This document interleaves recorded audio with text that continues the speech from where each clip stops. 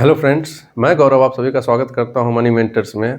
और आज का जो हमारा टॉपिक है वो टाइप्स ऑफ म्यूचुअल फंड का सेकेंड पार्ट है। फर्स्ट पार्ट में मैंने आपको बताया था कि इक्विटी म्यूचुअल फंड कितने प्रकार के होते हैं, जैसे mid cap, large cap, flexi cap, ELSS fund, dividend yield fund. आज जो मैं आपको बताने जा रहा हूं, तो आज मैं आपको बताऊंगा डेब्ट फंड के बारे में, डेब्ट फंड के साथ हाइब्रिड फंड के बारे में और सॉल्यूशन ओरिएंटेड फंड के बारे में। डेब्ट फंड क्या है? डेब्ट फंड में जो है 65% पैसा जो है वो डेब्ट सिक्योरिटी में इन्वेस्ट किया जाता है। अब ये डेब्ट सिक्योरिटी क्या होता है? डेब्ट सिक्योरिटी यानी कि government bond, corporate bond, treasury bill, commercial paper, certificate of deposit या अदर फिक्स्ड इनकम जो होता है उसको हम डेब्ट फंड कहते हैं। डेब्ट फंड में क्या है कि रिस्क कम होता है लेकिन रिटर्न भी और जैसे इक्विटी फंड है उसके कंपैरिजन में कम होता है। चूँकि रिस्क कम है तो रिटर्न भी कम है। अगर आप रिस्क ज़्यादा लेते हैं तो आपको रिटर्न भी बेहतर मिलता है।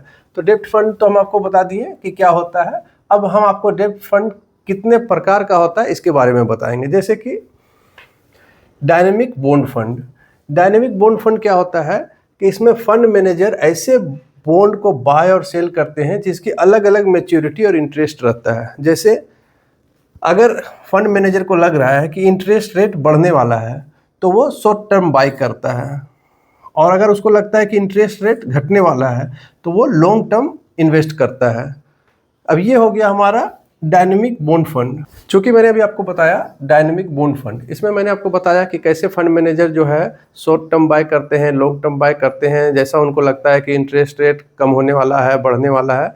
अब मैं जो आपको बता रहा हूँ ये है कंपनी बॉन्ड। कंपनी बॉन्ड मुख्यतः दो प्रकार का होता है। पहला जो होता है वो होता है कॉरपोरेट बॉन्ड फंड, दूसरा होता है credit risk. Corporate bond fund जो है इन्वेस्टर का जो पैसा होता है उसकी सेफ्टी और सिक्योरिटी को देखते हुए जो फंड मैनेजर है वो AA+ एंड एबव, मतलब इससे जो ऊपर की रेटिंग होती है उसमें इन्वेस्ट करते हैं, जहाँ पे इनका इन्वेस्टमेंट मिनिमम 80% होता है, इससे ऊपर भी हो सकता है। और क्रेडिट रिस्क क्या है? चूँकि क्रेडिट रिस्क फंड में इसके कंपैरिजन में इसमें इंटरेस्ट ज़्यादा मिलता है, लेकिन रिस्क चूँकि नाम में ही दिख रहा है कि रिस्क फंड है तो रिस्क थोड़ा ज़्यादा रहता है। और ये जो इन्वेस्ट करते हैं ये वैसे कंपनियों में इन्वेस्ट करते हैं जिसका AA या उससे बिलो का रेटिंग है, और यहाँ पे इनका जो इन्वेस्टमेंट होता है वो मिनिमम 65% होता है। गवर्नमेंट बॉन्ड है।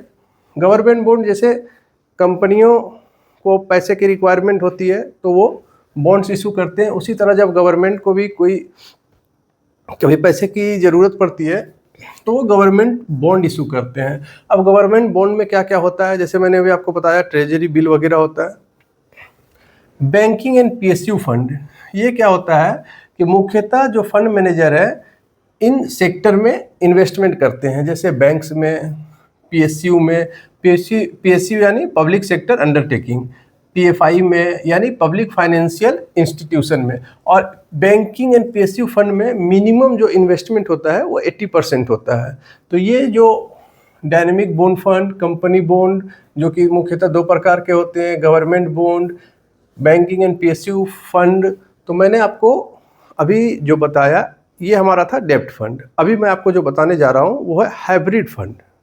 हाइब्रिड फंड जैसा कि नाम से देख सकते हैं तो मुख्यतः ये दो फंड्स के मिलाप से बना हुआ फंड को कहते हैं, जैसे कि डेब्ट फंड, इक्विटी फंड। डेब्ट फंड से क्या होता है कि आपके पैसे को थोड़ी सिक्योरिटी मिल जाती है, और इक्विटी फंड में इन्वेस्ट करने से आपके पैसे में थोड़ा ग्रो अधिक होता है। ठीक है, तो अभी सबसे पहला जो है वो है कंजर्वेटिव फंड।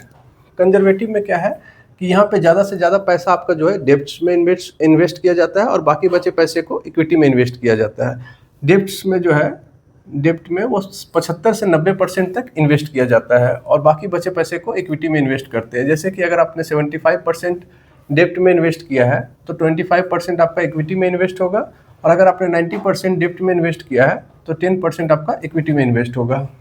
तो दूसरा जो है वो है balance hybrid fund. Balance hybrid fund में क्या है कि जैसा कि नाम से देख सकते हैं बैलेंस बना के चलना, यानी कि डेब्ट में 40 to 60% इन्वेस्ट होता है और इक्विटी में भी 40 to 60% इन्वेस्ट होता है। यानी कि अगर आपने यहाँ 40% किया है डेब्ट में तो इक्विटी में 60% हो जाएगा, आपने डेब्ट में 60% किया है तो इक्विटी में 40% हो जाएगा। ठीक है। तीसरा जो है वो है एग्रेसिव हाइब्रिड फंड। जैसा कि कंजर्वेटिव हाइब्रिड फंड था जिसमें ज़्यादा से ज़्यादा आपके पैसे डेब्ट्स में इन्वेस्ट हो रहे थे, एग्रेसिव हाइब्रिड फंड में आपका ज़्यादा से ज़्यादा पैसा इक्विटी में इन्वेस्ट होगा। यहाँ पे डेब्ट में जो है 20 से 35% तक इन्वेस्ट होगा और इक्विटी में जो है 65 से 80% तक इन्वेस्ट होगा। ये डिपेंड करता है कि आपके डेब्ट में कितने हैं, बाकी बचे पैसे आपके इक्विटी में इन्वेस्ट होते हैं, ठीक है। डायनेमिक एसेट एलोकेशन फंड, जैसा कि आप नाम से ही देख सकते हैं, डायनेमिक एसेट एलोकेशन फंड। इसमें फंड मैनेजर दो चीज़ों पे ज़्यादा ध्यान देते हैं, मार्केट ट्रेंड और इंटरेस्ट रेट। अगर फंड मैनेजर को लगता है कि मार्केट अप होने वाला है तो वो डेब्ट से पैसे निकाल के उसको मार्केट मतलब इक्विटी में इन्वेस्ट कर देते हैं ताकि अच्छा रिटर्न मिल सके। अगर उनको लगता है कि इंटरेस्ट रेट बढ़ने वाला है तो वो इक्विटी से पैसे निकाल के डेब्ट में इन्वेस्ट कर देते हैं, जिससे कि जो भी इन्वेस्टर है उनको ज़्यादा से ज़्यादा प्रॉफिट हो सके। पांचवा जो है वो है multi allocation assets fund. Multi allocation assets fund, इसमें क्या है कि मिनिमम आपको 3 फील्ड में इन्वेस्ट करना होता है। वो कोई भी फील्ड हो सकता है, जैसे मैं फॉर एग्जांपल मान के चल रहा हूँ डेब्ट, इक्विटी, गोल्ड। इसके जगह पे गोल्ड के जगह पे रियल एस्टेट भी हो सकता है और इसका जो मिनिमम 3 फील्ड है ये बढ़ के 4 फील्ड भी हो सकता है और हर फील्ड में जो है इसको मिनिमम 10% इन्वेस्टमेंट करना अनिवार्य है। उससे ज़्यादा भी कर सकते हैं लेकिन मिनिमम 10% तो आपको करना ही करना है। तो जैसा कि मैंने अभी आपको बताया डेब्ट फंड्स के बारे में, हाइब्रिड फंड्स के बारे में, अब मैं जो आपको बताने जा रहा हूँ solution oriented fund. Solution oriented fund क्या होता है कि ये किसी खास चीज़ को टारगेट करके मतलब एक प्लान बनाया जाता है, जैसे child education plan, retirement plan. तो ऐसे प्लान को सॉल्यूशन ओरिएंटेड फंड कहते हैं। तो 2 क्लास में आपको टाइप्स ऑफ म्यूचुअल फंड के बारे में बता दिया कि म्यूचुअल फंड कितने प्रकार के होते हैं, इक्विटी म्यूचुअल फंड क्या है, डेब्ट म्यूचुअल फंड क्या है, हाइब्रिड म्यूचुअल फंड क्या है, सॉल्यूशन ओरिएंटेड म्यूचुअल फंड क्या है। तो मुझे उम्मीद है कि ये 2 वीडियो देखकर आपको म्यूचुअल फंड में इन्वेस्ट करने में काफ़ी आसानी होगी। आपको अच्छे से समझ में आएगा कि हाँ मुझे कहाँ पे कितना रिस्क है, कहाँ पे मुझे ज़्यादा रिटर्न मिल सकता है। और फिर भी इसके बाद अगर आपको किसी प्रकार का डाउट होता है तो आप मुझे कमेंट कर सकते हैं। मैं कोशिश करूँगा कि मैं आपको और अच्छे तरीके से समझा सकूँ। धन्यवाद।